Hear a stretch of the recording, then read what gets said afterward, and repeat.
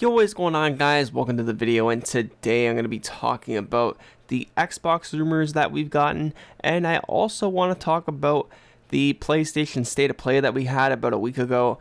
I just want to talk about some of the exclusive games that they showed off and just give my thoughts and opinion on everything.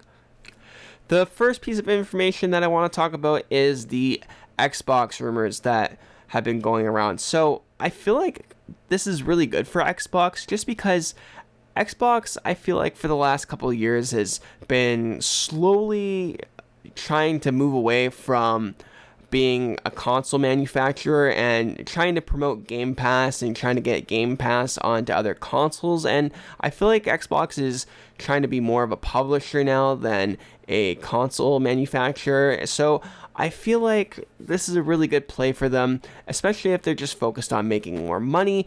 I feel like this is definitely the right play. Now, I do think that not all of their exclusives will be ported over to other consoles like Gears of War, Halo, Fable, State of Decay, those big exclusive games, Starfield, all those big exclusive games, I feel like are going to stay exclusive to Xbox. But what I think is going to happen is games like Recore, Sunset Overdrive, Hi-Fi Rush, and Sea of Thieves will all be games that get ported over to PlayStation and Switch because they're not as popular. I think, for example, Sea of Thieves would be a perfect example of a multiplayer game that could become crossplay, and you could play with your PlayStation friends, your Switch friends, and it would be awesome. I think that would be amazing for Xbox, and they would make even more money, and it would grow the population of Sea of Thieves. I think a game like Sunset Overdrive that released on the Xbox One many years ago now would be perfect for this as well, because it's a super awesome and amazing game that is highly underrated and I feel like is highly underappreciated and is made by Insomniac, and Insomniac is owned by PlayStation now. So I feel like if they port Sunset Overdrive over to PlayStation and Switch, this would just be amazing for Sunset Overdrive, and it would show Sony and it would show Insomniac that people want Sunset Overdrive. It's a really good game, and if they do port it over to other platforms, I highly recommend playing Sunset Overdrive. A game that came out last year, Hi-Fi Rush, another highly underrated game in my opinion that got shadow dropped last year. It's such a good game, and I definitely wish that more people could have played it because it's stuck on the Xbox platform, and you can also play it on PC, but I feel like if you could play it on PlayStation and Switch, it would be huge for that game, and it would sell even more, and it would grow in popularity, and we could potentially see a Hi-Fi Rush 2, which would be awesome. I think nowadays we're struggling to find newer IPs that are really good. So I feel like this is one of them that is just awesome, and I do hope that we get to see it come to other platforms. Another game, Grounded, I feel like that would be another awesome game to go to other platforms because it's a survival game. Who doesn't like survival games? And like, look at Power World and look at the what is it? Stranded? I forget the name of the other one, but a couple of survival games have released in the last couple of weeks, and they've been popular as ever. People love survival games, so those games, to just name off the top of my head, I think would be perfect to go multi-platform. And yeah, I feel like this is a great decision for Xbox, especially if they're not trying to focus on making consoles anymore, and if they're just trying to get Game Pass on to other platforms and just trying to become more of a publisher than a console manufacturer. I think this is a great decision. I still think they will keep the exclusives like Gears because I don't see it, man. I feel like they're still going to be making consoles no matter what, and they need those big names, those big exclusives to keep people happy and to keep people interested in wanting to buy an Xbox. Now, let's talk about that Sony State of Play that we got about a week ago. First, let's talk just about the games that got announced. We had, or the games that they've shown, which was Helldivers 2, the new Metro Awakening game, Dragon's Dogma, Until Dawn remake, Judas. We also seen Sonic and Shadow Generations got announced, Silent Hill gameplay, Death Stranding 2, Stellar Blade, and more Rise of the Ronin gameplay. Now, I think all this is awesome, and I am definitely interested in seeing more of Stellar Blade because it reminds me of Heavenly Sword and Bayonetta, and I'm a big fan of hack and slash games. I just recently played Devil May Cry 4 for the first time, and I absolutely loved that game, and I definitely want to play more Devil May Cry games, and I want to play Bayonetta now, and I'm a big fan of hack and slash games like the old God of War games, so I'm definitely interested in seeing more of Stellar Blade. We also seen Rise of the Ronin, which I've been interested in for a while now, and I can definitely tell you I'm still interested, but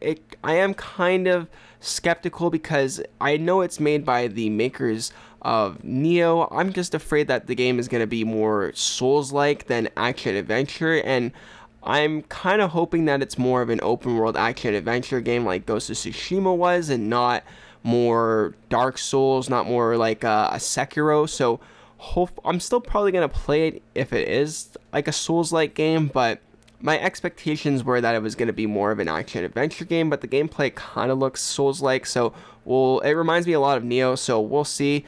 The Shadow X Generations announcement is awesome. I am definitely amped for that. I like Sonic, and I think he's a cool character, so yeah, I'm pretty excited for Sonic X Shadow. Dragon's Dogma action trailer that we saw looked awesome. This caught me off guard. I thought at first I was looking at some Final Fantasy gameplay, Final Fantasy 16 gameplay, and then once I realized it was Dragon's Dogma, I was like, holy crap, this game actually looks really good. And that's because some of the gameplay that we've been seeing for Dragon's Dogma 2 has looked like just really bad, in my opinion. It hasn't really looked that great, like just graphics wise, not gameplay wise. Gameplay wise, the game looks awesome, and I'm excited to play the first game so I can get a feel for the second game for when I do pick it up. But just graphics wise, it kind of looks like it's been looking like a PS4 game, and I don't know if that's just because they're showing off earlier builds or whatnot, but this action trailer that they showed made the game look amazing. So I'm really looking forward now to seeing even more Dragon's Dogma 2, and I can't wait to pick this one up eventually. And yeah, I'm really excited for Dragon's Dogma 2. The Judas trailer that we got looked awesome, and I just want to see more of Judas. I am a big BioShock fan, and I love those games, so the fact that this is created by the developers of BioShock has me super interested, and the game just looks great, so I want to see even more of Judas, and hopefully we see more of it later this year.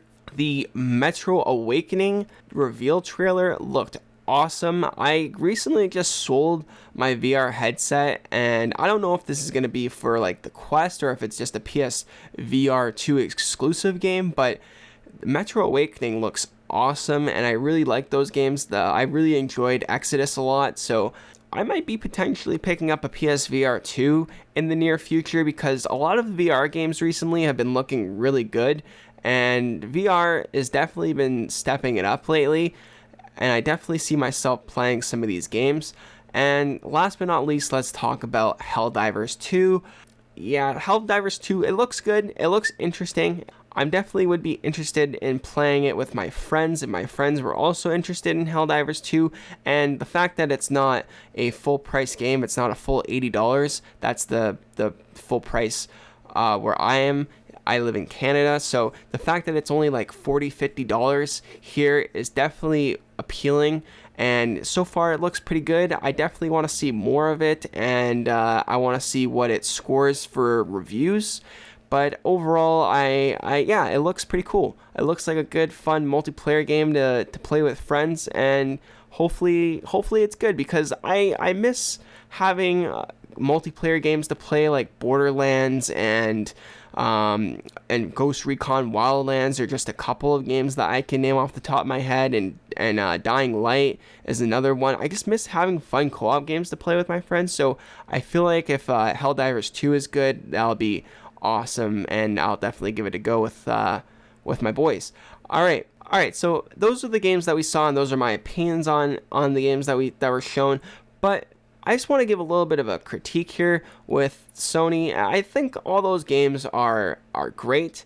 They all look great, and I'm excited to play some of them and to see more of those games. But man, I was kind of a little disappointed because I wanted to see more Sony first-party titles. Like, what's going on with Naughty Dog? What's going on with Ben Studios? Like, I just want to see more from Sony's first party. Like, are we gonna get another Little Big Planet or another Tearaway game from Media Molecule, I think they're called?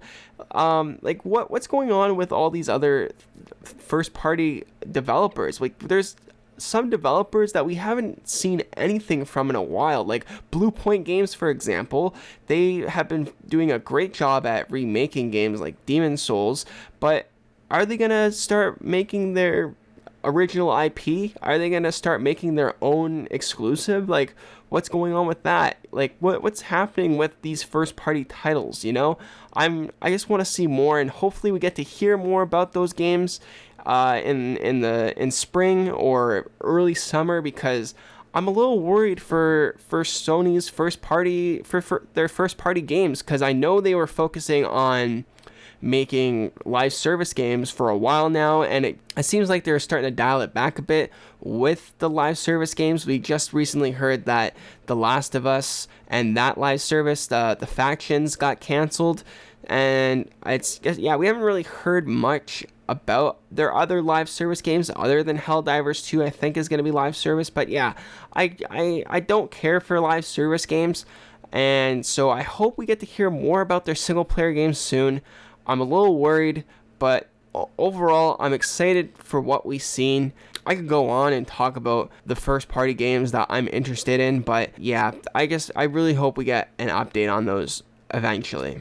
Anyways, guys, that's it for me today. Hopefully you guys enjoyed the video. If you did, leave a like, and let me know, what games are you excited for? Do you think Xbox is making the right decision putting their games on other platforms, if that rumor is true? What games are you interested in from the state of play? Are you interested in Dragon's Dogma, Judas, Metro, Helldivers, Rise of the Ronin? Let me know down in the comments below. I would love to hear from you guys. As always, remember to subscribe for more gaming commentaries like this one, and I will see you guys in the next one. Hopefully you guys enjoyed. Peace.